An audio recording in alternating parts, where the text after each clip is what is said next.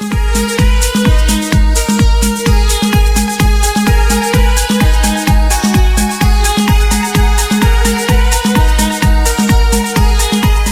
មស្វាគមន៍និងស្ដាប់ដំរីឆ្នោតយូនប្រចាំថ្ងៃដើម្បីជាកម្លាំងចិត្តសូមពុកម៉ែបងប្អូនចុច like និងសញ្ញាជាម្នាក់មួយផងដើម្បីទទួលបានដំរីថ្មីប្រចាំថ្ងៃ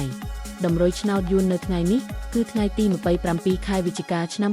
2025ដើម្បីកុំឲ្យខាតពេលយូរសូមស្ដាប់ដំរីឆ្នោតពីadminមានលេខ76 37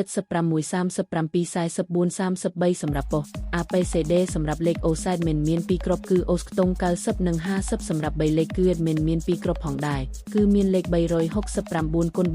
354គុណបើសិនជាពុកម៉ែបងប្អូនស្រឡាញ់និងពេញចិត្តលេខទាំងនេះពុកម៉ែបងប្អូនអាចយកលេខទាំងនេះទៅផ្សងសំណាងបានជាចុងក្រោយសូមជូនពរពុកម៉ែបងប្អូនដែលយកលេខខាង admin ទៅផ្សងសំណាងហេងយើងទាំងអស់គ្នាជូនពរពុកម៉ែបងប្អូនជួបតែសំណាង